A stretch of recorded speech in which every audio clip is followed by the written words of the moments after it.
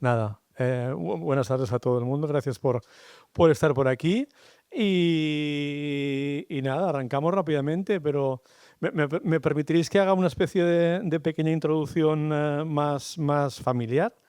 Bueno, encantado en primer lugar de que haya venido Isabel Peña y feliz de que esté aquí porque bueno, supongo que venís sobre todo porque conocéis su trabajo como guionista con Rodrigo Sorogoyen, en las series, en las películas, con otros directores, pero personalmente, digamos, tengo un plus de satisfacción bueno, de cuestión más personal, porque tanto ella como yo venimos del mismo pueblo, un pueblo perdido de nombre Oliete, en la despoblada provincia de Teruel.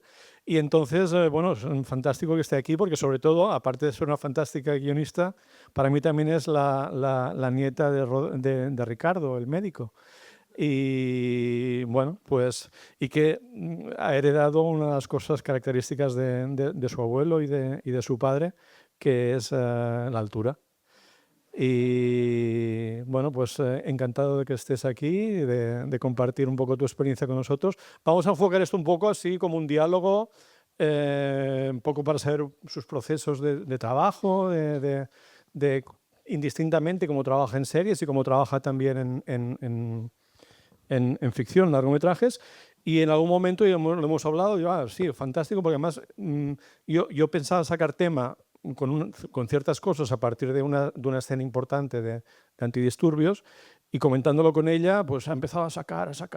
Digo, esto da una barbaridad de cosas para hablar y creo que dará pie un poco también a conversar muchas cosas sobre el trabajo con los actores, con los diálogos, con las diferentes fases desde escritura de guión hasta el montaje.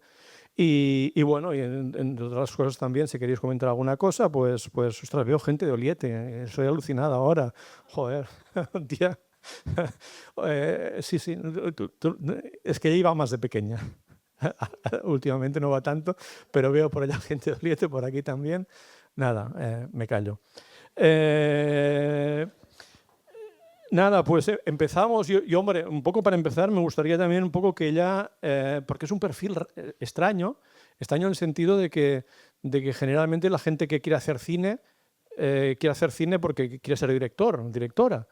Y creo que Isabel, bueno, que nos explique un poco, no tenía tanto esa idea de querer ser directora, sino ya tener muy claro que quería escribir y dedicarse al guión. Y creo que además ha conseguido una cosa que es muy rara en los guionistas, que es, si me lo permites, convertirte en una especie de guionista estrella, en el sentido de que sí, porque normalmente no ves nunca, cuando se presenta una película, pues aparece el director, aparecen los actores, los protagonistas, pero difícilmente vemos al director con la guionista. Bueno, Y pero en tu cada vez caso, más está empezando, yo creo, ¿no? A aparecer la figura de las guionistas y los guionistas. O sea, bueno, creo que está bien. ha habido una confluencia de elementos y yo he caído como en el lugar adecuado, por así decir. Pero coincidió, bueno, buenas tardes. Coincidió, yo creo que la figura del guionista, de la mano de esta cosa del showrunner, ¿no? Empezó como a tener un poco más de espacio y relevancia, y de la mano las mujeres cineastas empezamos también a tener un poco más de espacio y relevancia. Entonces creo que coincidió eso, pues que los dos elementos a la vez pues hicieron que otras compañeras y yo cada vez estemos un poco más presentes, lo cual es una moneda con dos caras, porque por un lado es creo que muy justo que nuestra profesión tenga más foco, pero por otra, claro, la exposición es horrible, entonces hay que jugar ahí con esa No, no, no, doble no te cosa. sientes cómoda, digamos, en esa presentación de, Estás mucho de más a gusto películas. en tu cueva que, no sé, con unas fotos, ¿no? Hay algo ahí un poco que depende de la naturaleza de cada una, pero a mí, por ejemplo, me cuesta un montón. Entonces es como, no quiero estar, pero debo estar y, bueno, lo vas ahí, la ambivalencia, ¿no? De la situación. Ujú. Y entonces, tú tenías claro que querías dedicarte al guión, no a escribir novelas ni cuentos, sino guión y no dirección, desde el principio? Sí, a ver, es que esto es muy personal, pero bueno, vamos a por ello. Em, yo es como si nunca me lo dijera ni siquiera a mí misma en voz alta, el plan que yo tenía. O sea, yo tenía un plan que era ser guionista, pero yo no se lo decía a nadie, ni a mí misma, ¿me explico? O sea, era como, bueno, algo que puede suceder en algún momento. Entonces, me encantaba el cine, me encantaba leer, pero no me sentía como con la seguridad o la confianza en mí misma. Desde luego no tenía referentes en absoluto, que eso también era difícil en ese momento para mí, como para atreverme a decir voy a ser guionista. Entonces fue como una especie de pasito a pasito, como con, ¿no? En voz baja. Entonces primero empecé periodismo, pero me cambié a comunicación y estando en comunicación conseguí una plaza en la ECAM, que dije, había que poner tres especialidades, entonces puse pues guión, dirección y dirección de fotografía. O sea, te imagínate que me cogen en dirección de fotografía. Podría haber sido y de pronto pues, no sé dónde estaría. Entonces me cogieron justo en guión, entonces fue, ya te digo, como una especie de plan oculto para mí también. Y estando allí en el curso de guión, pues conocía obviamente a mis compañeros de promoción, había algo que me sentaba muy bien de estar con gente que realmente pensaba muy parecido a mí. Yo siempre lo digo, aprendí tanto en la escuela como viendo pelis con mis compañeros de clase y hablando y desgranando las películas hasta la extenuación con mis compañeros de clase. Entonces fue como una especie de educación sentimental, no solamente teórica, ¿no? Digamos. Y de hecho la educación sentimental llega hasta el punto de que Rodrigo y yo nos hacemos amigos en la escuela de cine. Íbamos a cursos diferentes, pero nos cruzábamos por las escaleras, nos hacíamos gracia, hablábamos. Luego Madrid, supongo que como Barcelona, es muy grande y muy pequeño a la vez. Entonces te encuentras, ¿no? Por los bares, por las calles. Entonces a mí la escuela de cine me dio como ese lugar para estar a gusto con mis iguales y conocer a mi socio. Os encontráis con Rodrigo, sobre todo, que un poco se asocia tu figura a la figura de Rodrigo. Has trabajado con más gente, obviamente, pero sí que hay una especie de pareja artística con Rodrigo Sorogoyen y surge de ese encuentro ya en la ECAM. ¿Cómo, o sea, tú estás en el departamento de guión, él estaría en el de dirección? No, él hacía guión también, pero él iba un curso por delante y él ya en su segundo, es decir, mi primero, le surgió la posibilidad de hacer una película que fue 8 citas, entonces él ya dejó la escuela. Con lo cual coincidimos muy brevemente, pero bueno, había una afinidad ahí. Ya te digo, pues nos gustaba pues, cruzarnos y pararnos un rato y charlar. Y entonces yo estaba a punto de acabar tercero, él ya había hecho esta peli y tal, y entonces nos encontramos un día, os lo prometo, yo iba a devolver una película al videoclub, porque entonces había videoclub, tengo ya esta edad, y entonces nos cruzamos tal y me dijo, oye, estoy trabajando en una productora, haciendo ahí como una serie super low cost y tal, y ojo, la primera vez que escuché yo esto, y me dijo, y están buscando guionistas chicas, ¿vale? Entonces, ¿quieres hacer una prueba? Yo dije, pues claro que sí, estoy acabando tercero, no sé qué va a ser de mi vida, ¿cómo no voy a querer hacer una prueba? Y entonces, a través de Rodrigo, yo hice una prueba en esta productora súper chiquitita, que por lo visto luego, mi prueba debió ser horrible, pero Rodrigo hizo para que me cogieran. Y entonces, porque era una prueba sobre, ¿qué serie era esta? Ay, ¿cómo era? Esta donde salía Carmen Machi, ayudadme. Aída, gracias. Entonces no había visto nunca Aída y de pronto pues una escena con el Juanmi, el Josemi, no sé qué. Bueno, la hice fatal. Entonces Rodrigo ahí movió sus hilos, que no sé cuáles fueron, y entonces me cogieron y empezamos a trabajar juntos en esta productora pequeñita haciendo unas series súper extrañas de low cost total, pero que aprendimos un montón, porque es que había que sacar muchísimo material cada día. Entonces hicimos como mucho músculo, por así decir. Y entonces nos gustaba currar juntos, pero éramos muchos guionistas, entonces hacíamos nuestras trampas una vez más para que nos tocara juntos, ¿sabes? En los equipos. Y entonces fue así como nos fuimos haciendo el uno a la otra. Y entonces ya enseguida, digamos, por esa manera orgánica de funcionar, ya hacéis el primer largometraje conjuntamente en Estocolmo. Sí, eso fue que, eso, pues nos íbamos haciendo cada vez más amigos y tal, y entonces un día me dijo, joder, tengo una idea para un corto que empieza con chico conoce chica y acaba con chica muere por amor. Y dije, vale, es imposible, vamos a hacerlo. Entonces hicimos el corto que era curioso. Y al acabarlo fue como, esto es muy raro, esto estaba como, no sé, deformado, no sé cómo deciros. Y entonces me dijo, ¿y si intentamos hacer un largo? Y dije, pues venga, vamos a intentarlo por nuestra cuenta de riesgo total. Entonces empezamos a currar pues los findes, porque trabajamos en una productora que era muy exigente en realidad, había que trabajar mucho. Entonces había algo en este trabajo en la productora que no nos satisfacía del todo, por así decir, y de pronto trabajar en este largo por nuestra cuenta nos empezó a dar como un incentivo, de alguna manera. Y así empezamos. Y con él, sobre todo, bueno, con él y con otros directores, has trabajado distintamente tanto en largometrajes como en series. Eh, ¿Enfocáis el trabajo de manera diferente? ¿Hay similitudes? Para mí es el mismo, la verdad. Lo único que una serie es mucho más trabajo y muchos más minutos, obviamente. Entonces tiene como este plus en el que puedes bucear muchísimo más en los personajes, puedes llegar a lugares que una peli no te va a permitir. Pero al mismo tiempo es una locura de curro porque es como hacer 3 pelis en una.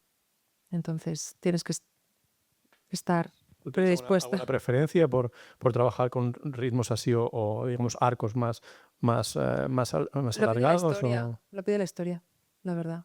Mm. No sé, pues no me imagino ninguna de nuestras pelis en serie, ni al revés, no me imagino antidisturbios en peli.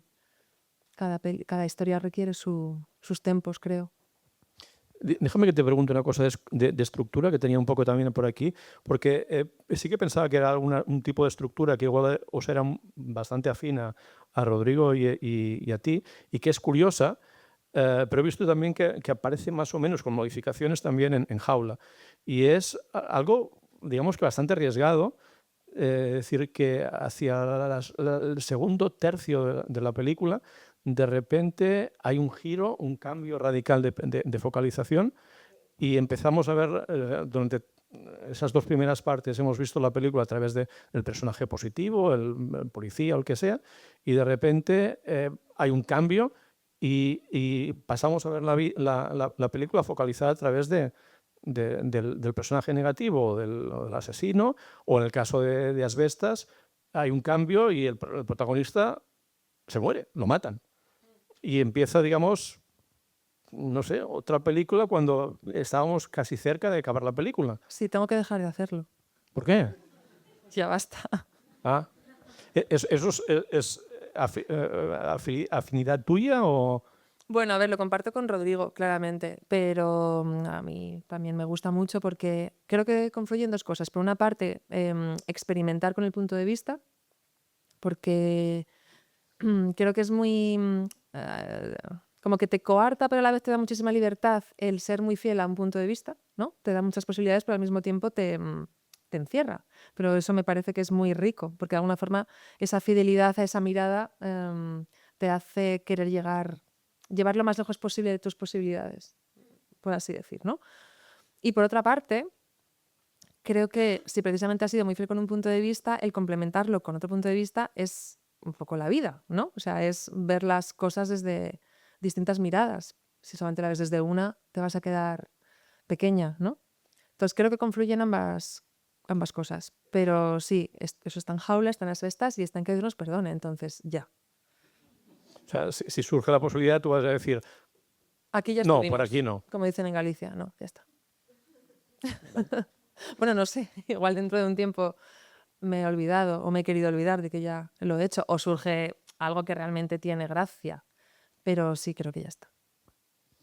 ¿Te sientes así más cómoda, digamos, en relatos más cercanos? Bueno, sobre todo habéis trabajado mucho también en relatos con un cierto misterio policíaco, thriller.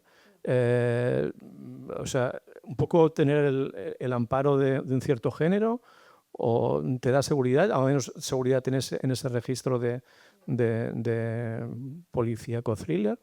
Es que es curioso porque o sea, los proyectos a veces no es que no los elijas y te elijan, que es una horterada de concepto, pero sí que hay algo de que no siempre dices tú lo que haces cuando o sea, tú no siempre eliges, quiero hacer esto ahora y con estas personas, no sé, eso que hablábamos ahora, al final de la comida, que que es todo mucho más amorfo y empiezas a probar una cosa y te surge una posibilidad, haces a la vez 2 proyectos, paras uno porque, ¿no? O sea, es todo mucho más caótico de lo que parece, como supongo que sabréis. Entonces, más que una cosa de que este género sea un lugar de comodidad o tal, que es un poco accidental, en serio, porque que Dios nos perdone, que es nuestra segunda peli, la empezamos a escribir porque nos apeteció jugar a hacer, ¿cómo sería el Seven Cañí? ¿Sabes? O sea, estábamos, me acuerdo, pues acabamos de hacer Stockholm, lo habíamos pasado muy bien, no nos habían pagado un duro nadie por nada, pero había sido lo suficientemente estimulante como para decir, jo, qué guay sería, ¿no? Dedicarnos a esto. Entonces, era la JMJ, o sea, el Papa estaba en Madrid, 45 grados a la sombra, los antidisturbios enloquecidos. Hacía tanto calor que las palomas se caían del cielo y se morían. O sea, estábamos como en una especie de apocalipsis. Y entonces, caminando por ese Madrid, era como, es que aquí un asesino en serie pegaría todo, ¿no? Y entonces empezamos eso a fantasear con, de verdad, ¿cómo haríamos Seven nosotros? Y así surge, que Dios los perdone. De pronto, o sea, no de pronto, pero bueno, por cosas de la vida se convierte en una realidad. Y entonces esos productores nos dicen, ¿querríais hacer otro thriller con Antonio de la Torre? Entonces, ¿cómo vas a decir que no? ¿No? De pronto ya empezaba la cosa como a coger forma. Y por eso hicimos otro thriller. Quiero decir que podrían haber sucedido 1000 cosas, pero sucedió esa. Entonces no es que el thriller sea el lugar en el que estamos más cómodos, sino que, bueno, fuimos, no sé, aprovechando las oportunidades de alguna manera. Y de ahí también llega Antidisturbios, como queríamos hacer una serie a toda costa, nos apetecía mucho probar el formato más largo, etcétera, etcétera. Y nosotros en ese momento, la manera más fácil de llegar era un thriller. Pero ese thriller, por ejemplo, le metimos muchas más cosas que no son tan de thriller. Pues hay mucho estudio de personaje, hay, bueno, cierta crítica social. A lo que quiero ir es a que no es tanto un género como una mirada hacia el mundo. Sí que me siento cómoda, lo siento por mis padres, porque a veces lo pasan mal, pero sí que me siento cómoda con una mirada más hacia la parte más oscura, digamos, de la humanidad. Pero no tanto hacia el género, ¿sabes? Sino hacia ese tipo de Más colores. juego dramático, narrativo que la parte Eso también es verdad. buenista, ¿no? Pero, por ejemplo, ya nos hemos cansado un poco de nosotros mismos y nuestro siguiente guión, o sea, no es thriller en absoluto, habla de un padre y una hija, es como otro tipo de colores y de tonos, porque hay que salir también, ¿no? de esa zona de confort para no repetirse, en la medida de lo posible. No sé, que estás hablando un poco también de los orígenes, como, sobre todo en fin, podríamos hablar de otros directores, pero como con Rodrigo Sorogoyen tienes esa relación constante, ¿empezáis siempre, digamos, de la misma manera? ¿Cómo es un poco el primer empujón como para deciros, tenemos que ponernos a hacer no sé qué, en este momento pasa esto, lo cogemos por los pelos y empezamos? ¿Cómo empezáis? Un poco como a nivel de decir, vale, igual alguien propone una idea, pero ¿cómo empezáis a trabajar? ¿Trabajáis conjuntamente? ¿Estáis mucho tiempo hablando de personajes o de trama y luego escribís? Yo creo que tú eres más partidaria de escribir, o sea, la escritura de escribir palabra por palabra, de hacerlo por tu cuenta, no tanto, o sea, en tu intimidad, o es más discusión. Bueno, no sé, háblanos un poco de... Espera, para. Vale, sí. Muchas preguntas, pero todas muy interesantes. A ver, pues cada proyecto nace de una forma diferente, la verdad. Stockholm nace de que él me dice, tengo este balón corto. Que Dios los perdone nace de una sensación de un Madrid que va a explotar. El Reino nace de una oportunidad de hacer un thriller con Antonio de la Torre y 2 ciudadanos hasta aquí de leer sobre corrupción política en nuestro país. A ver, sigo. Madre nace de que Rodrigo solo, sin mí, hace un corto impresionante y surge la oportunidad de hacer, oye, ¿por qué no hacemos el largo? Asbestas nace de que yo leo una noticia en el periódico. Antidisturbios nace de una, como os he confesado, de una necesidad, de una querencia total de hacer una serie. Queríamos que el thriller era la forma de entrar. Probamos 2 ideas y no cuajaron. Y probamos una tercera que era un refrito de la primera y una cosa que se quedó fuera de antidisturbios, o sea, perdón, de antidisturbios, de que Dios nos perdone, y colamos antidisturbios. Y la siguiente que va a rodar Rodrigo enseguida nace, sin embargo, de una, ahora sin necesidad, de no hacer un thriller. O sea, como imposición, decía, esta vez, No, o sea, premisa básica. el tráiler de la siguiente película tiene que ser otra cosa. Porque de pronto el tráiler de Las Bestas, cuando lo vimos, que nos gustó un montón, fue como, buf, la musiquita, tal, ¿sabes? Entonces, no. Hay que hacer otro tipo de historias. O sea, realmente unas ganas muy grandes de juntos decir, oye, podemos hablar de gente normal, entre comillas, nadie somos normales, pero podemos hablar de alguien que no... ¿Puede no morir nadie en esta película? Y de ahí nace El ser querido.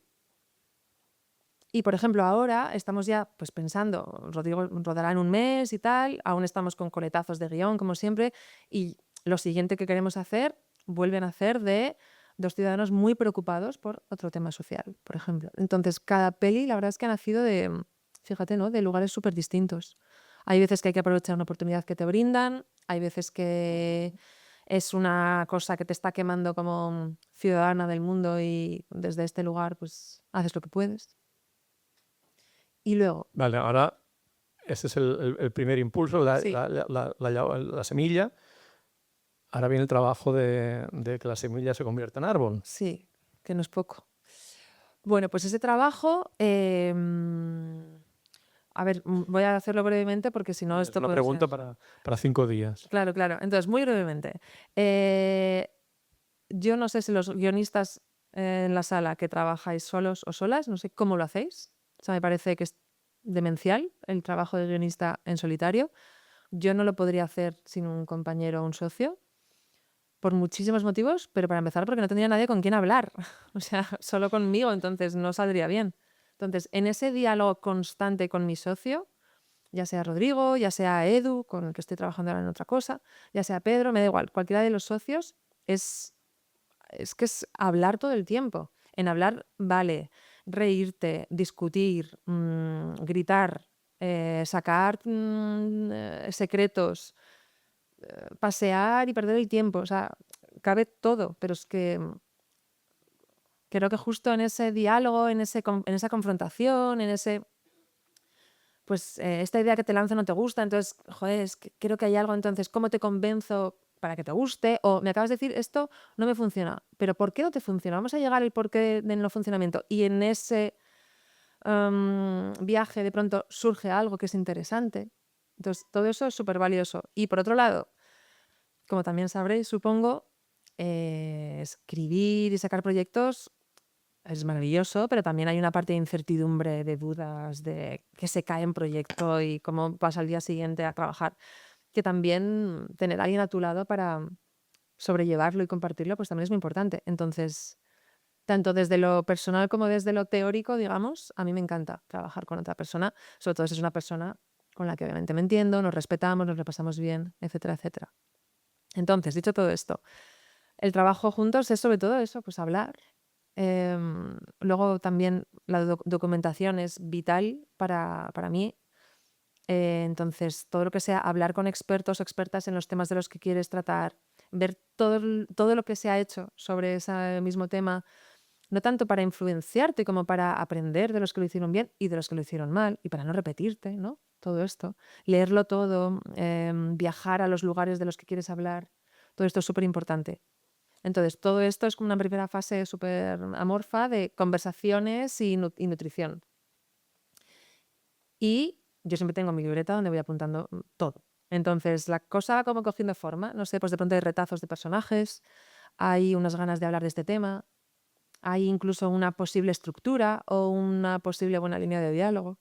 Entonces, ya con todo esto, que ha podido durar pues un par de meses o 3 meses, pues ya te enfrentas a lo que para mí es la fase más complicada, que es la pizarra, que es estructura pura y dura. Es llegar a tener una escaleta súper férrea, de tal manera que en cada escena está todo lo que tiene que haber en la escena. O sea, desde dónde empieza hasta dónde acaba, por dónde tengo que pasar, lo que tiene que pasar pero no se tiene que notar, algún apunte de puesta en escena. ¿no? O sea, digamos que está ahí como toda la información posible. Y esto es lo que a mí me encanta hacer con mi socio. Pero luego, si este trabajo está bien hecho, que este trabajo sí que es muy extenso, y si has tenido que borrar la pizarra entera 2 veces porque ha habido 2 crisis brutales, muy buena señal, también te digo, porque eso significa que realmente has dudado mucho y te has exigido mucho. Entonces ya, pues te divides el material y cada uno se va a su casa y entonces llega el momento de la puesta en escena, de dialogar, que es la parte que para mí me resulta más fácil porque es que lo otro es tan difícil que esto parece un paseo, pero no porque sea un paseo, sino porque en comparación con parir la estructura, exacto. Entonces esa parte yo personalmente la disfruto mucho porque digamos que tengo otro tipo de presión, una presión más liviana que la de la escaleta. Y entonces ahí es bueno, pues intentar poner en pie lo que se ha acordado de la forma más original, viva posible. Pues también sabiendo que hay escenas que no tienen que ser originales ni vivas, ¿sabes? Hay escenas que tienen que ser lo que tienen que ser. Pero como, sí, hacerlo tuyo. Y todo lo que puedas aportar nuevo, que no esté en la pizarra, pues mejor. Pero ya sabiendo que esa pizarra es como una especie de guía maestra. Entonces, o sea, en ese momento, digamos, os separáis y vale, tú escribes esas escenas, cuando las tengas me la envías y yo te la envío, leo y discutimos, o es un trabajo, digamos, diario, o es un trabajo que os tomáis, bueno, quedamos dentro de una semana a ver cuánto has escrito y en función de, de lo que has trabajado la semana, discutimos. No, es como, bueno, tú esta mitad y yo esta mitad, vale. Venga, ¿cuánto nos va a costar? Buf, pues estoy un poco liado, 2 meses, vale, pues en 2 meses nos vemos.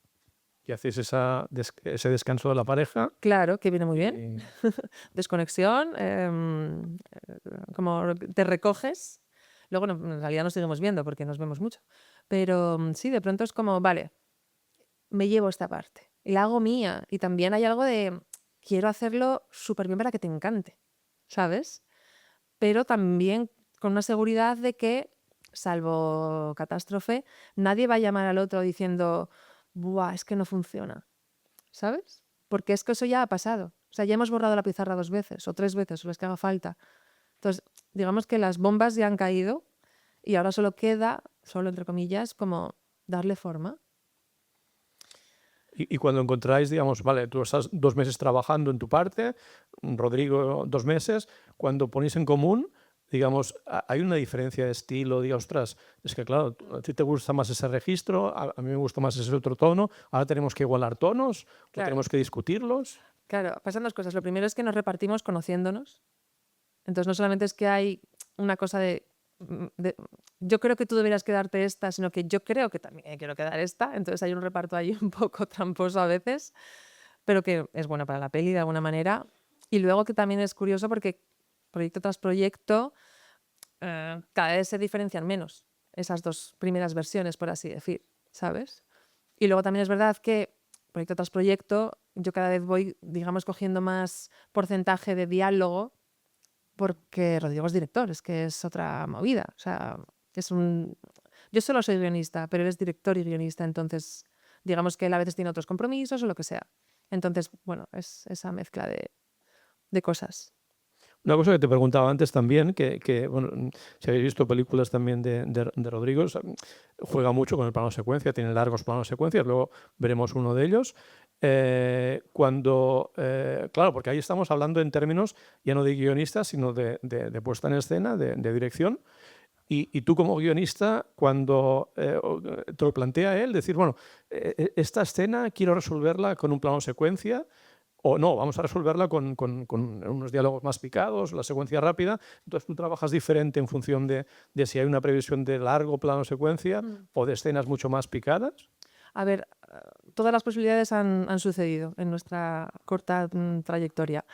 Ha habido veces que hemos escrito una escena como si fuera una escena que se va a montar, que se va tal, y de pronto él me ha dicho, esto lo voy a rodar en plano secuencia, ¿no? En ensayos, y digo, oh, wow. Por ejemplo, en Que Dios nos perdone, si la habéis visto, el momento en el que Andrés Bosque mata al personaje de Roberto Álamo y se tira por el balcón. La vimos con él esta escena. porque ¿Ya? era que la vimos cuando vino aquí a la escuela, porque es espectacular, o sea, salta por el balcón, la cámara baja por el balcón. Bueno, pues te Bueno, puedes creer, su segunda peli, el tío hace eso. O sea, eso no estaba en guión, eso fue él que un buen día dijo, me la voy a jugar y voy a hacer esto. Y es espectacular. O sea, creo que es lo primero espectacular, de alguna manera, que rueda Rodrigo, ¿no? Entonces, eso fue pues su trabajo de planificación, ¿no? Pues con su director de foto, etcétera, etcétera. Y él pensó que era la manera de contar esa parte y yo se lo pude alucinar.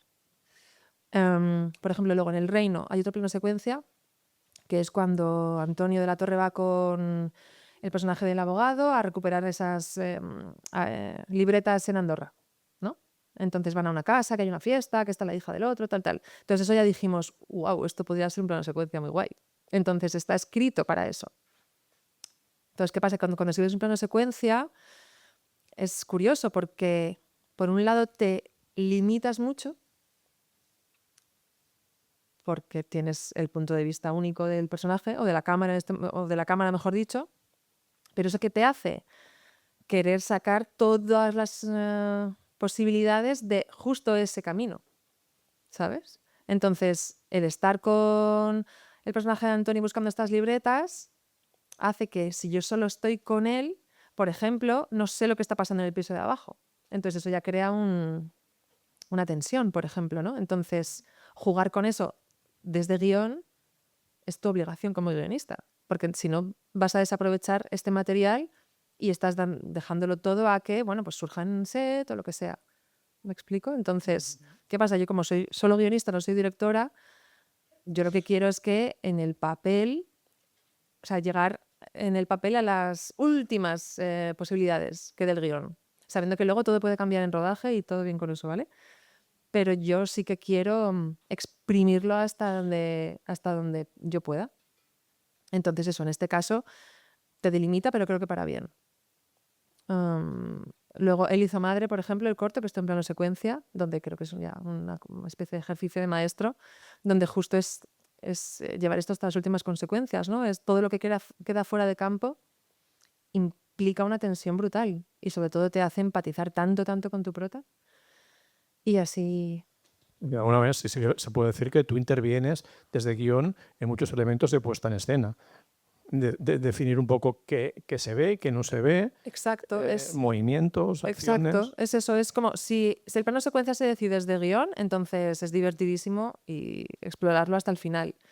Si él lo decide en ¿Sí? en set o en planificación, de hecho espero que en planificación, porque en set ya sería un poco locura, entonces yo solo puedo decirle bravo por tu osadía y aquí estoy si necesitas que revisemos la escena, ¿sabes?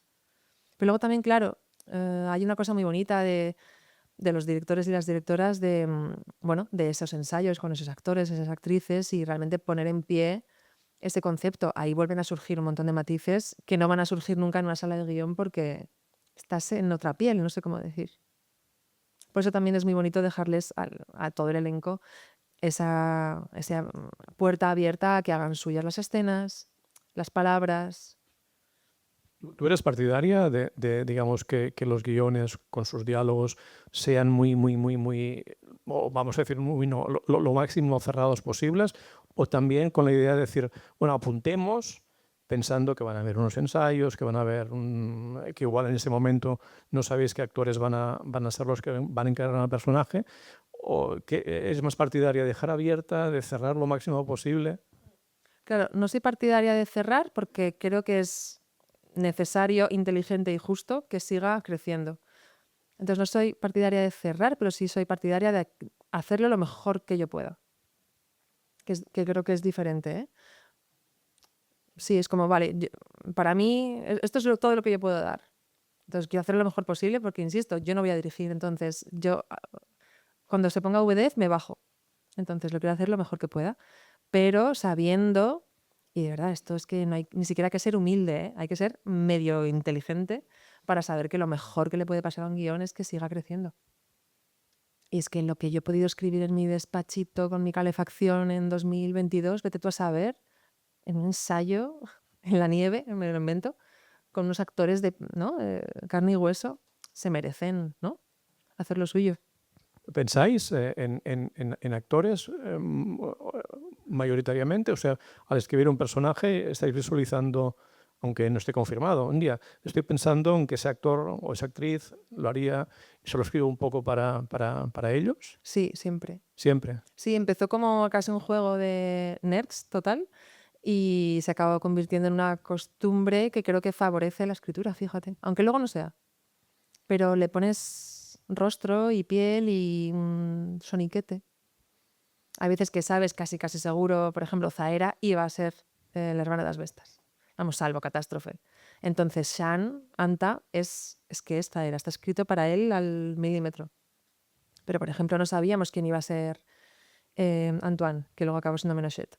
Entonces, ahí escribíamos para un futurible deseable, que luego pues no pudo ser, y acabó siendo Menochet, que fue una opción maravillosa.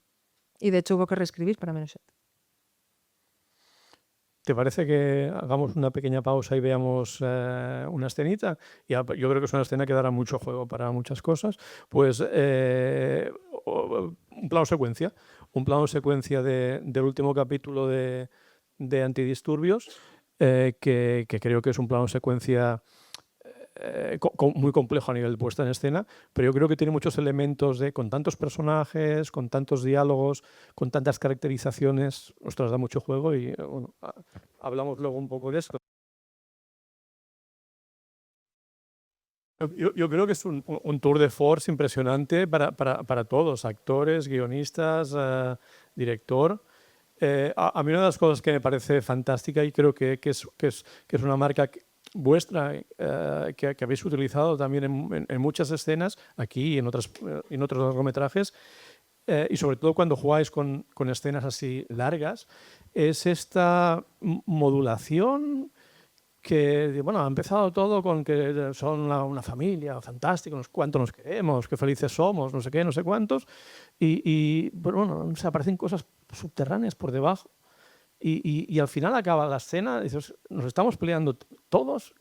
¿Cómo hemos llegado aquí? O sea, toda esta modulación que creo que es fantástica en la escena, de cosas evidentes, de cosas subterráneas que están a punto de explotar, que al final explotan. Bueno, no sé, es una escena que yo creo que es fantástica para analizar un poco también todo el proceso, ¿no? O sea, de entrada, para una escena tan compleja con tantos personajes a los que ya tenéis muy definidos, bueno, en esta fase de autodisturbios están perfectamente definidos, ¿cómo habéis trabajado para dotarle a cada uno de una personalidad, de unas frases, de unas palabras, de unas acciones, de unas actitudes tan definidas, ¿no? Y que al mismo tiempo se interrelacionen, se modulen, se discutan? Bueno, no sé, es que da para mil cosas. Jo, hacía mucho que no la veía. Vaya mal. ¿Se aguanta bien? Madre mía, no sé. Se ha visto un poquitín mal, clac, clac, clac, clac, pero bueno. Bueno, a ver, claro, este es el capítulo 6 y aparte nos costó mucho llegar a él. O sea, digamos que había un mapa de tramas que funcionó del 1 al 5, pero el 6 no funcionaba, entonces hubo que hacerlo varias veces, con lo cual cuando llegamos por fin a esto, éramos, no sé, o sea, estos 6 tipos eran de verdad muy, muy cercanos para nosotros. O sea, sabíamos mucho sobre ellos, habíamos convivido con ellos mucho porque, insisto, había 2 capítulos que ya habíamos... O sea, quiero decir, era como una serie de 8 capítulos en realidad, ¿no? En cuanto a la cercanía, al conocimiento de ellos. Eso por un lado. Y por otro, es un capítulo 6 de un policíaco, con lo cual, de un policíaco además de personajes, o esa era nuestra intención, con lo cual había una acumulación de arcos, de secretos, de trama, de matices, de tal. Entonces, digamos que era un terreno muy rico sobre el que construir, ¿no? Y luego, sobre todo, es que lo que nos pasó con esta crisis del capítulo 6, que no lo encontrábamos, pero ni para atrás, fue que lo que nos dio la clave para empezar a construir algo fue decir, ¿y qué pasa si hacemos un acto entero que sea solo personajes? Porque de alguna manera sentíamos que igual la trama no nos estaba dejando ver el bosque, ¿no? De alguna manera estábamos tan obsesionados con acabar el relato que igual nos habíamos perdido los personajes, que era lo que más nos gustaba, ¿no? Entonces dijimos, ¿y qué pasa si en un policíaco el segundo acto es solo personajes? No digo que no haya trama, porque sí que hay un poquito de trama. Pero ¿qué pasa si invertimos, ¿no?, los porcentajes y en vez de 90-10 es 10-90? Entonces eso ya nos empezó como a dar una motivación para acometer la tercera escaleta del capítulo 6. Porque había algo ya ahí que nos parecía interesante, que ahora entre nosotras digo yo, ¿cómo Movistar nos aprobó este guión? Porque me parece súper raro. Luego te preguntaré sobre otros guiones de Movistar. Pero bueno, Parece gracias que nos han Movistar por aceptado. confiar en nosotros. Entonces, eso, llegábamos como con muchas ganas de escribir algo distinto, con mucho material a las espaldas, tanto hecho como desechado, y con mucho, ¿cómo decir? Como con mucha mochila de los propios personajes. Entonces, bueno, fue como, o sea, no digo que saliera solo, obviamente, pero fue muy orgánica al final la construcción de la escena. Y luego, claro, es que, bueno, éramos 3 guionistas enfrentándonos, entre otras cosas, a hablar de un grupo de antidisturbios y de un tipo de masculinidad muy tóxica. Entonces, de alguna manera, también había algo temático que nos impelía bueno, a contar esto, a que son un grupo de hermanos, pero en cuanto algo se tuerce o en cuanto una más que una neurona, una hormona, perdón, sube más de la cuenta, de pronto las cosas se pueden poner muy difíciles. Y bueno, hay un personaje que es el de Raúl Prieto, que es Elías Bermejo, ¿no?, el de la camiseta de los suaves, que es hipertóxico como personaje. Entonces ese tipo, digamos que es el último en llegar al furgón y es una nota muy discordante. También es el más inteligente porque es como que viene de la judicial, que es una unidad completamente diferente. De hecho, los huiperos, ¿no?, que son los antidisturbios, son como un poco la más baja estofa dentro de la policía, digamos, ¿no? Son como gente con menos estudios, tal. Este llega de la judicial como con otro aire. Entonces, de pronto, ese personaje también, aparte había tenido una trama muy oscura con una mujer policía, entonces era como, esto hay que resolverlo, o sea, hay que hacerle justicia, ¿no?, al personaje. O sea, como que había algunas cuentas pendientes que pudimos resolver desde los personajes y no desde las tramas. Entonces, vale, habéis descubierto que tiene que ir por ahí y os ponéis a escribir la escena. Antes me comentabas de que en principio no era previsto que fuera un plano secuencia, que eso fue un empujón tuyo. Sí, era cuando surgió la idea de este segundo acto de la cena de los antidisturbios, era como que estaba ahí para cogerlo, ¿no? Esto era un plano secuencia y Rodrigo decía, no, no, no. Bueno, él al principio decía, bueno, a ver cómo queda, ¿no? Y entonces es verdad que al final eran muchísimas páginas, la ida al baño, tal, muchos personajes, tal, y él no estaba muy por la labor. Pero fue escrito para que fuera en plano secuencia y ya veríamos al final. Pero él tenía muchas dudas. Y es verdad que se le acabó convenciendo. Y vamos, y él entró al trapo muchísimo porque si algo le gusta a Sorogoyen es un reto. Así que, bueno, digamos que fue como... Era cuestión de tiempo que acabara siendo un plano secuencia. Y entonces, ahora que la has vuelto a ver, no sé si te acordarás de cuando escribiste ese guión, pero sí. ¿El guión está muy cercano a esto o en la evolución ha cambiado mucho de lo que escribisteis a lo que se ve ahora en pantalla? Pues está bastante cercano porque es que está muy, o sea, es un mecanismo. Hay muchísimas pullas, muchísimas cosas subyaciendo, ¿no?, por debajo de esa conversación de borrachos. Entonces, la verdad es que está bastante al milímetro. Hay una frase de Jovic, Salva, que es suya, que es que la he visto ahora y he dicho, ojo, qué buena es esta frase y esta no estaba en guión. No, una de Raúl Arévalo, lo de las 2 exmujeres. Que le dice, se está metiendo como Salva con Alex porque va a ser padre y entonces Diego le tira una puya como de sí, que se lo digan las tus 2 exmujeres, ¿no? Esa creo que era de Raúl, que me parece muy buena. Y otra cosa que no estaba en guión y que es, la verdad que a su manera es bonita, es, o sea, en guión estaba obviamente que acababa esto fatal, empujones, violencia, testosterona por las orejas, pero como hubo muchísimas tomas y los actores estaban hiper metidos en los personajes, tal, hay un momento, no sé si os habéis fijado, que Raúl Arévalo a Alex García, en el momento este de que te dio un cabezazo, que tal, que igual, como que hay un momento que le coge y le hace un cariño. Y eso no estaba en guión. O sea, en guión era de la violencia más absoluta. Y de pronto los actores vivieron ese momento. O sea, las personas, no los personajes, vivieron ese momento. Y aparte fue la mejor toma. Entonces se quedó.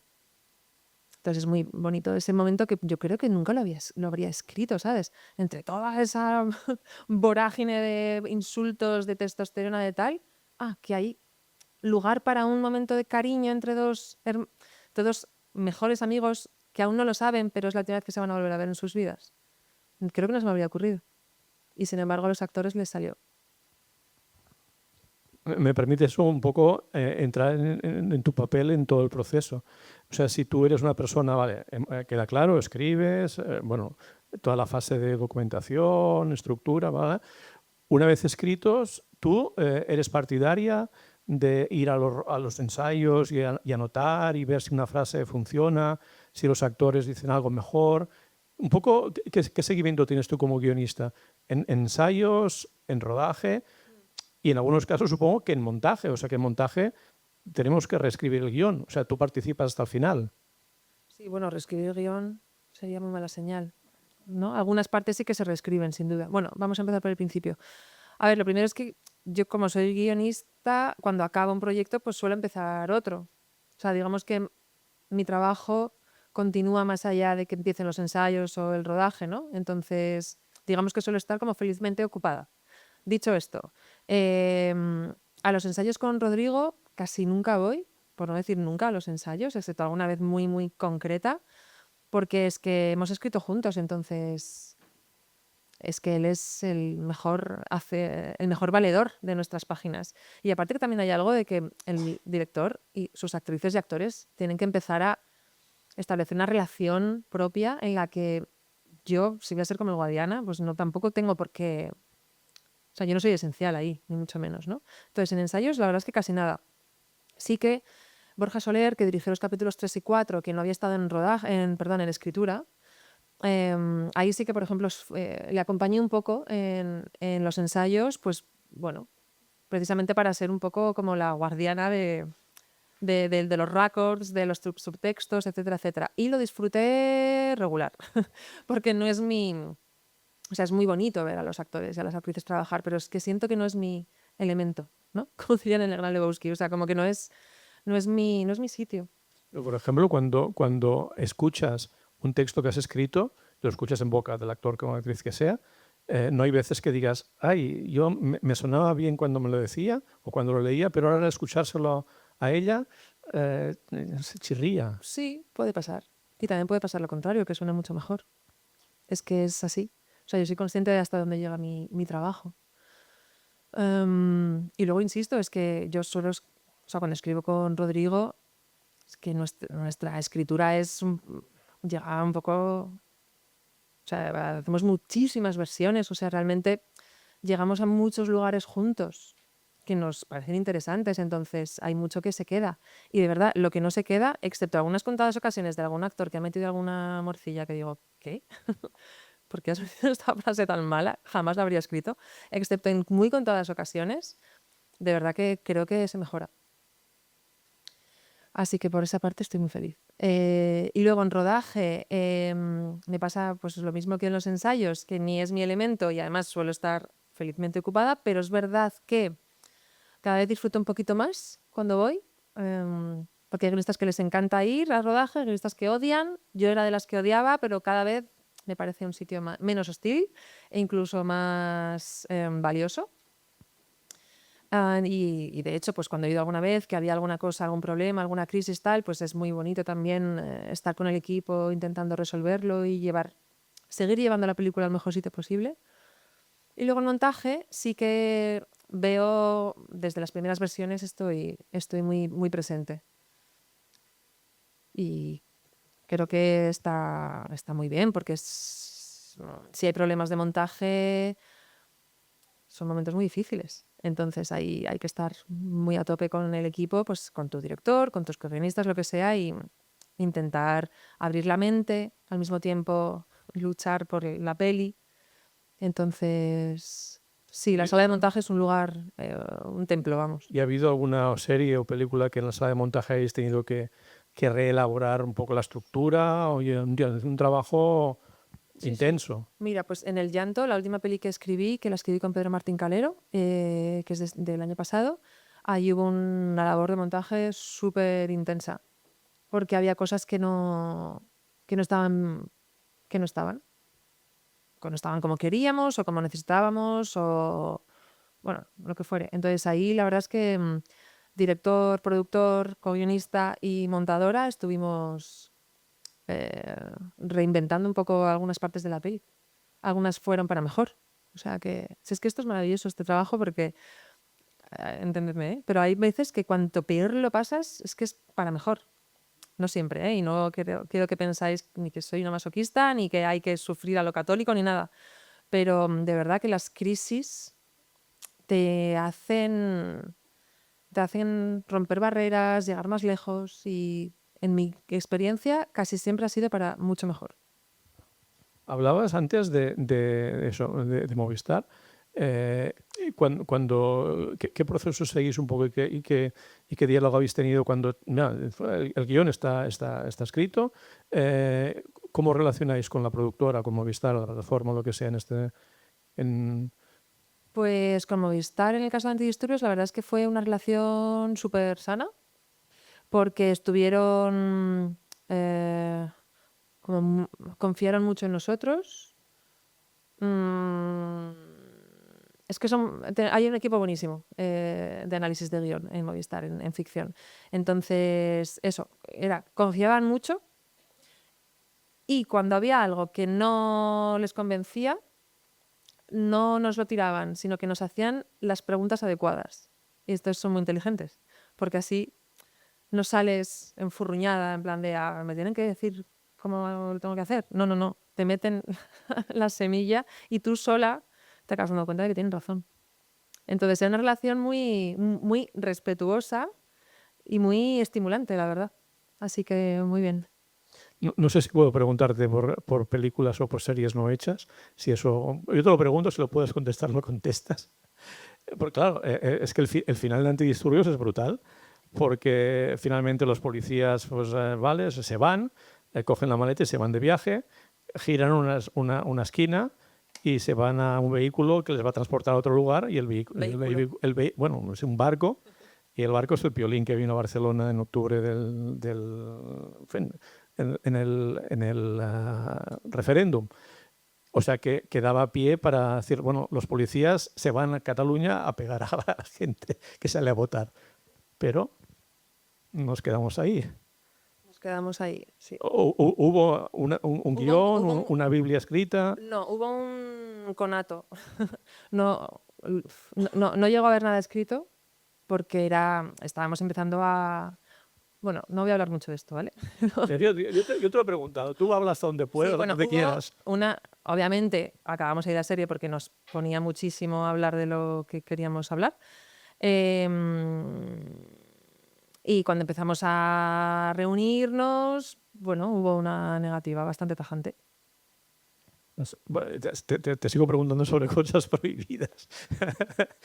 Luego se anunció que también, creo que era también con Movistar, ibais a hacer una serie sobre la guerra civil. Creo que ahí fuisteis más lejos, Mucho pero más lejos. Sí, ahí había muchísimo, muchísimo material escrito. Vamos, estaba a un 60% estaba ya escrito, y ahí hubo otra negativa muy tajante. Esa dolió más todavía. Pero es que las personas con las que, para que no pensáis que tengo un síndrome de Estocolmo, ¿vale? Las personas con las que trabajamos no son las mismas que deciden.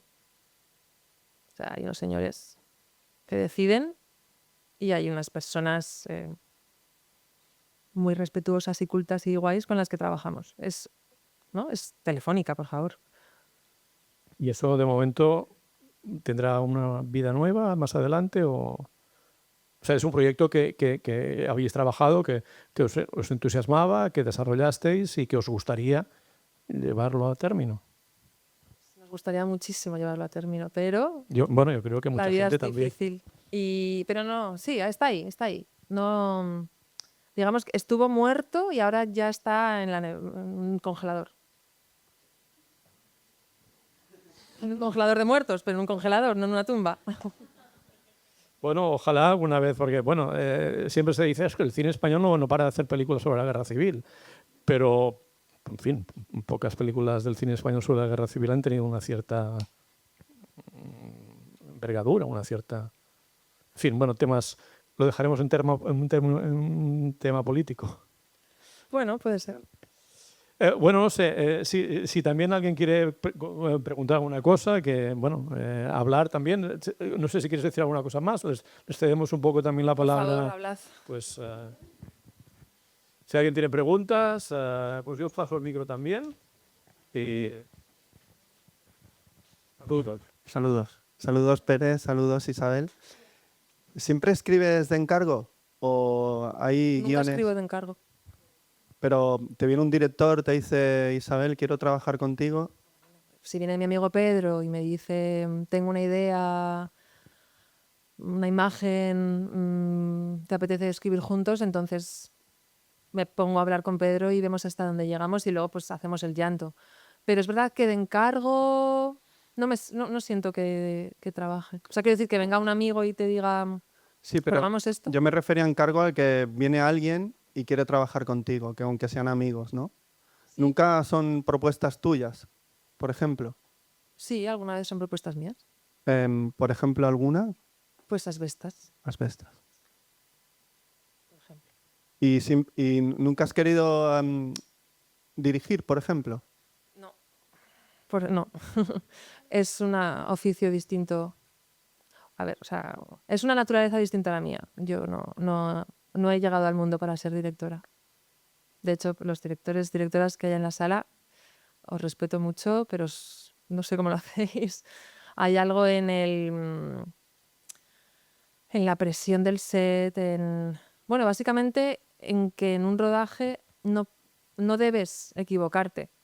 Y sin embargo, en una sala de guión creo que sí debes equivocarte. O sea, equivocarte en una sala de guión es maravilloso porque te va a hacer probar un camino, probar posibilidades, ver lo que funciona, lo que no funciona. Esto no funciona, pero me lo guardo porque seguro que me puede valer para algo. O sea, toda esta cosa como tan caótica y tan de la incertidumbre y de la duda y del ensayo y error, que creo que en guión es súper saludable, en un rodaje malamente. Entonces mi naturaleza es mucho más esa que la del set, con lo cual yo 99,9% de posibilidades que no voy a dirigir. Y además me encanta mi trabajo, o sea, quiero decir, me queda muchísimo por aprender, no estoy ni cerca de sentirme que me aburro, quiero decir que me queda. Y ahora para terminar, ¿te gustaría, por ejemplo, algún director en concreto con los que no hayas trabajado que te gustaría por el cine que hace, simplemente para fantasear un poco? Sí, por supuesto, me encantaría trabajar, por ejemplo, con Elena Martín. Me gusta mucho ella. Así,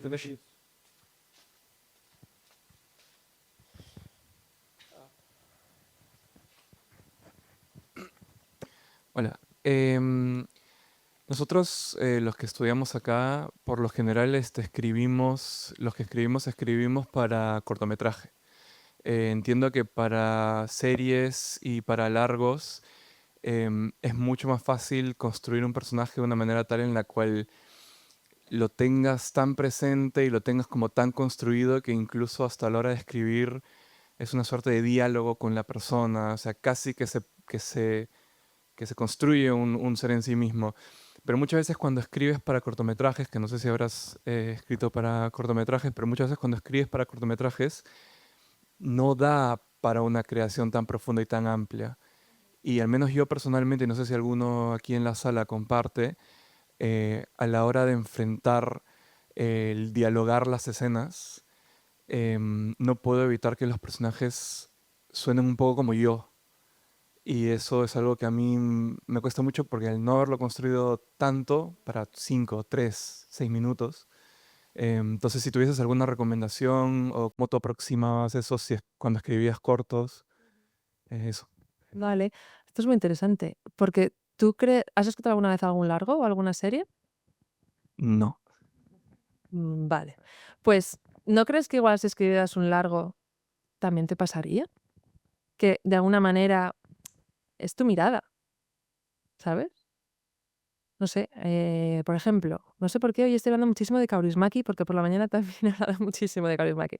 ¿No crees que Kaurismäki habla como sus personajes? O sea, quiero decir, hay directores y guionistas que tienen una mirada y una forma de ver el mundo que se puede trasladar a un cortometraje de 12 minutos o a una serie de 8 capítulos. Entonces, es una pregunta que te hago, ¿eh? ¿Crees que te pasaría también? No siento que en todas las cosas que he escrito me sucede. Siento que es un conflicto que me encuentro mientras menos tiempo tengo. O sea, si escribo algo que es sin diálogos, perfecto. Para 3 minutos, por ejemplo, 1 minuto, genial. Cuando escribo para 6 o 5 o 7 a menos de 10 y tiene diálogos, me cuesta mucho más que para cuando escribo algo de media hora, 40 minutos. Bueno, pues no sé, igual tienes que hacer el ejercicio, el experimento o el juego, llámalo como quieras, de imaginarte que ese corto que estás escribiendo, que no tengo ni idea de lo que es, pero que imagínate que fuera una escena de un largo. O sea, imagínate que fuera un fogonazo de meterte en la vida de ese personaje que tiene una historia apabullantemente larga, me da igual, fuera, ¿no? En otra galaxia. O sea, hacer el ejercicio realmente de quién es esta persona, por qué está aquí, de dónde viene, cuál es su herida, en qué se miente, en qué dice la verdad. O sea, juega a que es un largo y a ver qué pasa. Y sobre todo, si tienes ese, creo, si yo fuera tú, y tienes ese, no sé, esa nube en la cabeza, estudia a los que a los que lo hacen de una forma que a ti te estimula, ¿sabes? O sea, lee guiones y ve pelis desde esta perspectiva. Yo, por ejemplo, pues, si noto que pues me estoy empezando a repetir en esto o tengo una crisis brutal con algo tal, ¿qué hago? Pues voy a las maestras y los maestros y a ver, ¿cómo lo hizo Lilian Hellman no sé dónde? Y de pronto Lilian tiene la clave. Entonces, eso, trabajo y visionados de joyas. O sea, qué guay, ¿no? Gracias. Buenas. Yo te quería preguntar antes has hablado un poco sobre tu proceso de documentación y era para que nos explicases, por ejemplo, o sea, cada proyecto es distinto, pero en el proyecto de antidisturbios, siento que especialmente en el género aprofundéis muy bien cómo funciona en España, pues eso, y pues cómo fue el proceso de la documentación. Pues fue muy, muy interesante porque pudimos tomarnos cafés y, bueno, cafés varios con 5 antidisturbios a los que accedimos por distintas vías, porque no, o sea, nadie tenía un primo antidisturbios, por así decirlo, ¿no? Entonces hubo que bucear ahí y conseguimos eso, como estas reuniones, y con 2 de ellos en concreto hubo una relación, digamos, pues un poco más larga. Con relación me refiero a café, reuniones y llamadas para, oye, ¿cómo es este informe? ¿Sabes? Entonces, esto ya fue un tesoro para nosotros, porque para empezar nos encontramos con 5 hombres, eran todos hombres, que eran completamente distintos entre sí, ¿sabes? O sea, desde el prejuicio total de una ciudadana que reside en Madrid y que ha visto bastantes cargas policiales, no os quiero decir vosotros y vosotras, yo me acerqué con muchísimos prejuicios a los antidisturbios. Y de pronto yo vi a 5 hombres, o sea, cada uno con una historia, con una chulería o una ternura, entre comillas, o un interés, ¿no? Entonces eso ya fue como maravilloso, la verdad. No solo para derribar prejuicios, que los teníamos, insisto, sino para, bueno, enriquecer nuestra visión del mundo, que eso está muy bien, y para darnos cuenta de que los colores y las gamas y los matices cabían absolutamente en el furgón que queríamos construir.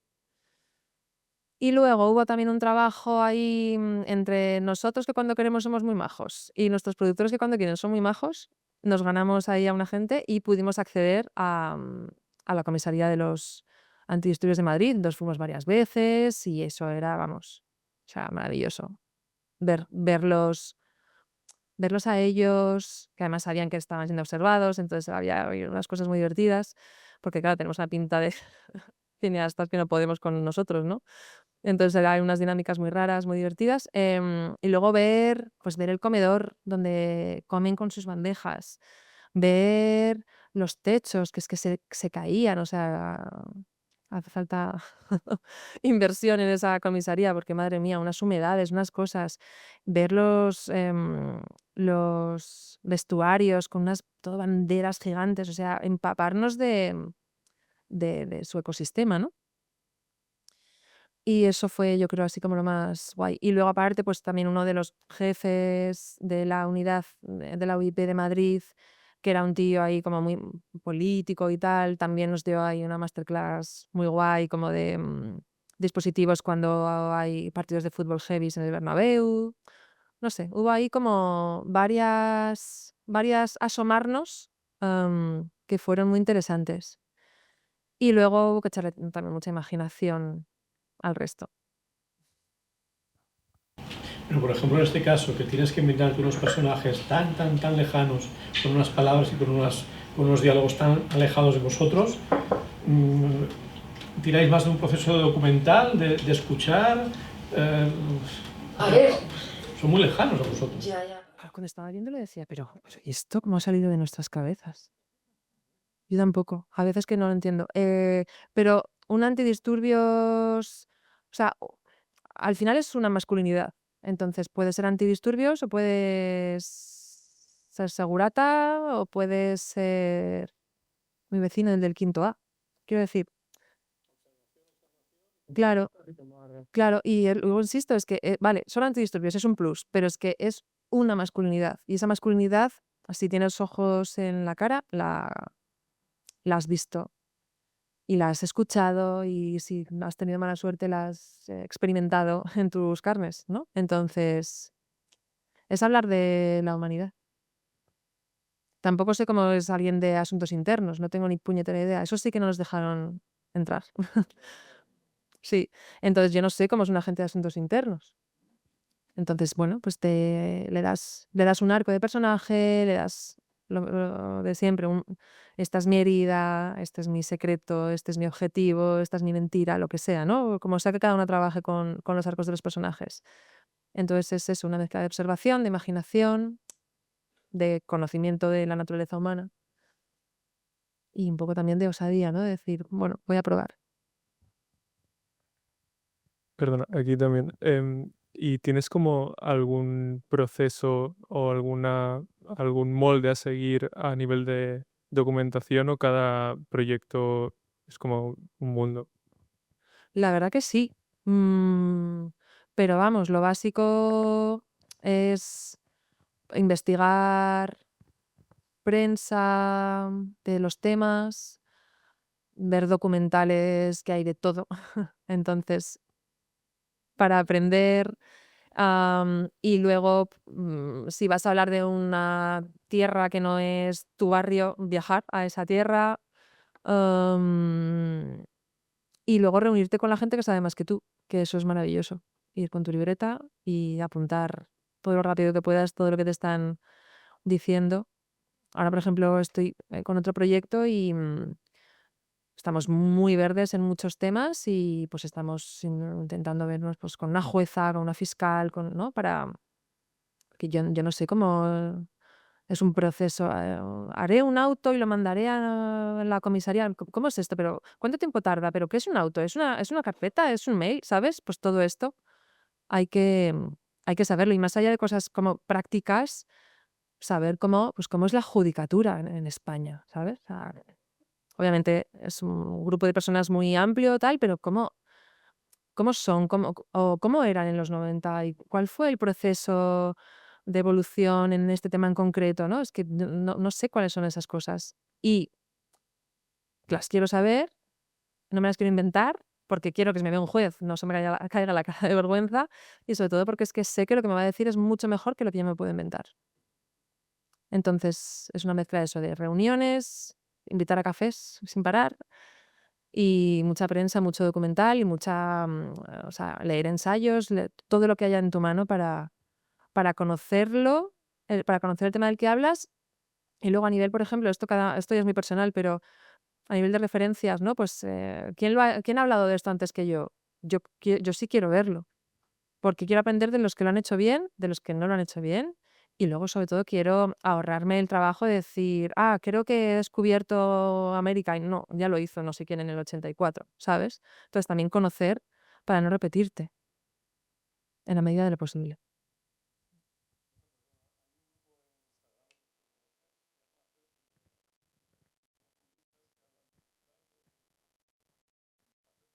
Como MLY.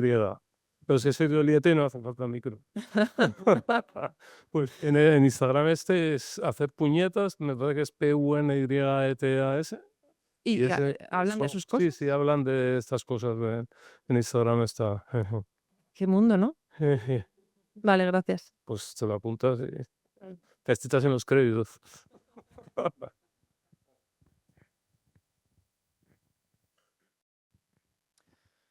Buenas. Bueno, primero, enhorabuena por toda la trayectoria en general. Te quería preguntar, ¿hay alguna diferencia cuando trabajas con un director o cuando trabajas con otro co-guionista que no dirige?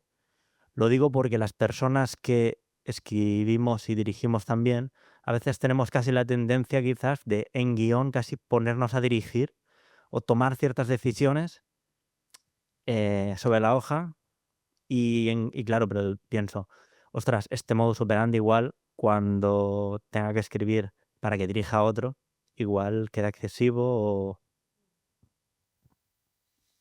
Esto es muy personal, cada uno hace lo que puede, ¿no? Pero estoy pensando que 2 veces he coescrito con otro co-guionista y no íbamos a dirigir ninguno de los dos, aunque el director sí estuviera un poco presente y tal. Y creo que hay una forma, igual suena un poco manipulador, pero creo que hay una forma de participar en la puesta en escena desde el guión, que está ahí para el que lo quiera. ¿Sabes lo que te quiero Sí, decir? sí, y desde luego, yo creo que abuso de eso. Bueno, pues sigue así. Lo que quiero decir es, si esa puesta en escena es narrativa, creo que es bienvenida absolutamente. Y por eso sigue por ahí. Luego, la directora, el director tiene todo el derecho del mundo a pasar de tu puesta en escena porque, oye, cree que hay otra mejor y puede estar en lo correcto o no, pero oye, es que ya es su oficio, ya es su, ¿no? Es su turno. Entonces yo te diría, porque al menos es lo que yo hago y a mí me sienta bien, involucrarme en la puesta en escena hasta donde yo creo que realmente es eso, es narrativo, está aportando algo a la historia, ¿sabes? Pero nunca poniendo plano general, no sé, es otra cosa, ¿no? Hay algo manipulador. Pero bueno, es así.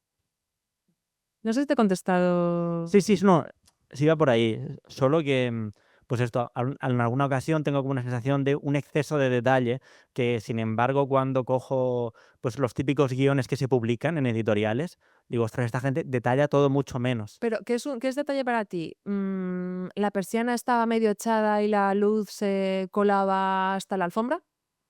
¿O eso, más una planificación encubierta? Bueno, a ver, si por ejemplo fue una sombra expresiva sobre alguien que implica una amenaza, pues sí, a ese nivel tampoco. ¿Cómo? Pensaba en Nosferatu ahora. Nada, que el tema de la luz solo cuando es Vale, narrativo. solo cuando. Vale, No, vale, pero vale. no tanto. Es que hay mucho guión que es así, es como, buf. No, no, no. Ya, ya, ya. Pues entonces sí, claro, si tu sombra supone una amenaza y la persona va a ver la sombra y va a salir corriendo, obviamente tienes que ponerlo porque es que es el relato. Sí, sí, no. Sobre todo era si había como diferencias, pero por lo que me dices, funcionas igual como con dirección. Pero Sí. también creo que tienes la super suerte no, porque obviamente, ¿quién va a negar tu talento? De tener la posibilidad de estar muy partícipe en varias fases, mientras que igual un guionista llano, pues da el texto Y Sí, también te digo que un guionista llano es muy listo, ¿eh? O sea, vivan los guionistas llanos que duermen mejor, vale, muchas gracias. trabajan más.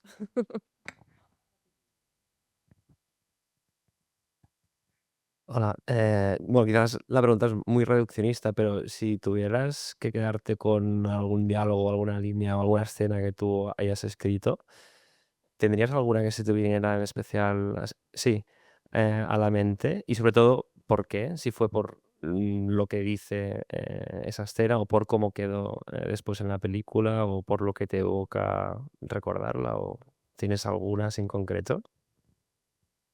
Sé, joder, no sé, es que cualquier cosa, no sé, pues así pensando, porque el otro día había una imagen así de refilón, pues me gusta lo que dice Bárbara Leni al final del Reino, por ejemplo, cómo interpela a ese político y dice que no me cuentes historias, ¿sabes? Como no, deja de mentirme, ¿no?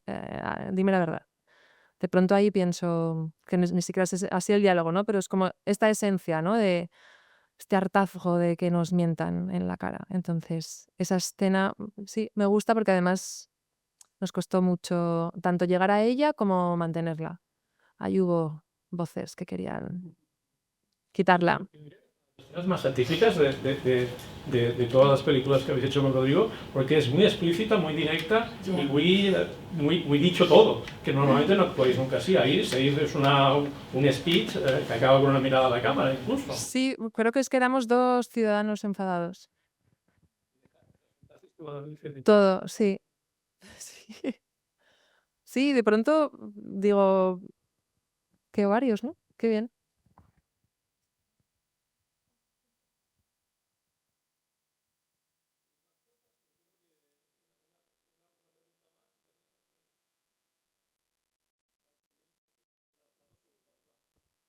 Vale.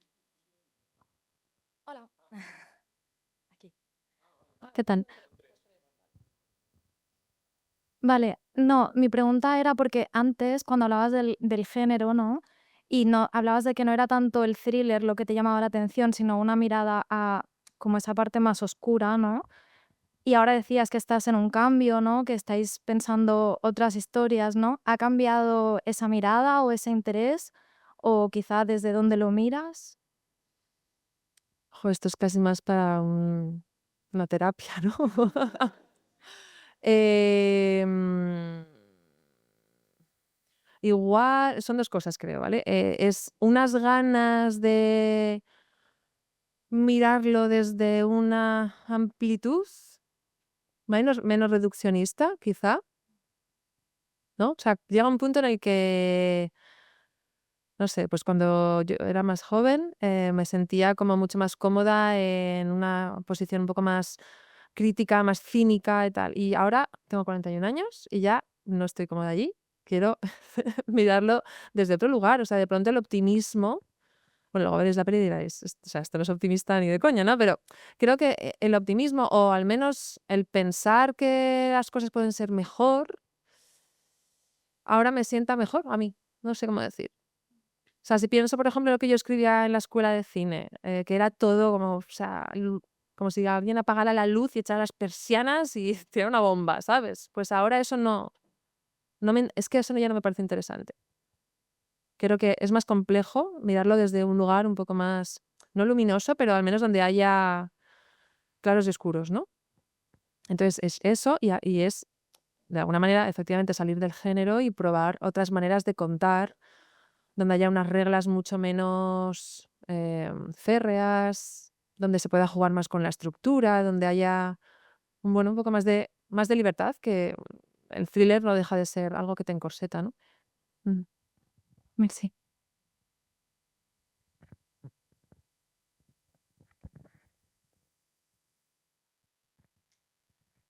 Hola. Quería preguntar la relación profesional con Rodrigo, si es para vosotros es una prioridad trabajar juntos, si alguna vez, bueno, si en otros, por ejemplo, en Años Nuevos creo que tú no has contribuido, creo. No sé si os consultáis cuando no lo hacéis, cuando no trabajáis juntos, o no sé cómo es, si pensáis en que podéis colaborar o no, no sé Mm. cómo va. Bueno, somos socios y amigos, entonces siempre tenemos proyectos que queremos hacer juntos, y a veces surgen proyectos que no hacemos juntos y me parece que es sanísimo, absolutamente, y de alguna forma sí que nos como que contamos. A mí me gusta mucho que Rodrigo, por ejemplo, leyera el guión del Llanto, que yo escribí con Pedro, o Rodrigo tiene otro guión que ojalá ruede porque me flipa, con otro compañero y ya me ha pasado 2 versiones, yo le he dado mis notas, tal. O sea, hay una cosa como de... A mí me gusta cómo funciona su cabeza, entonces... pero también me gusta hacer proyectos con otra gente, entonces... Sí, es como una especie de, no sé, corporación, de alguna manera. Mm. ¿He contestado a todo? Sí, ¿no? Ah, vale. Bueno, pues porque yo estaba haciendo otra cosa. Sí, y él quería empezar ya y sensacional que llegaran Sara Cano ay, y Paula. Gracias. Ha pasado, ha, Mucho, pas- mucho, mucho. ha pasado la situación que, por ejemplo, Rodrigo te diga que le interesa trabajar un tema y tú digas, bueno, prefiero en este tema no. De momento no ha sucedido eso. Y alguien quería preguntar por ahí.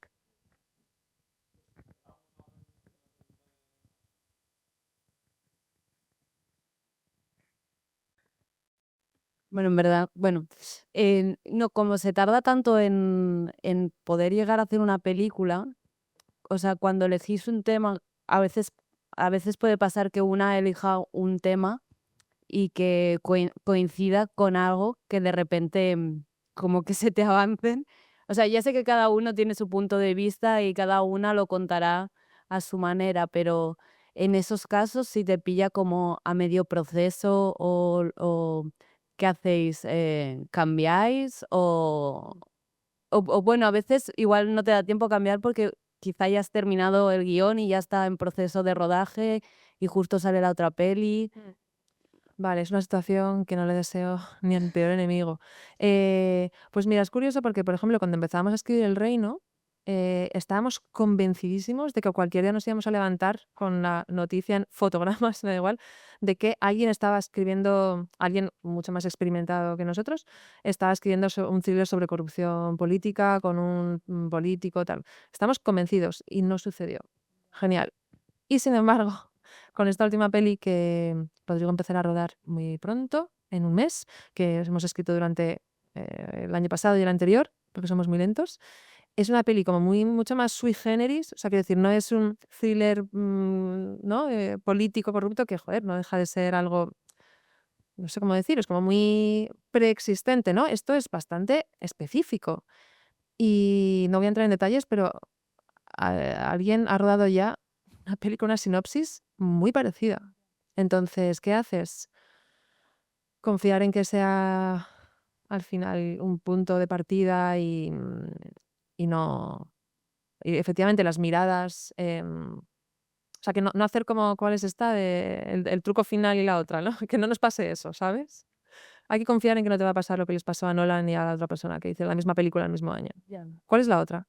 ¿Sabes? No sé, El no sé. ilusionista. ¿Alguien lo ha dicho? Es que son la misma película.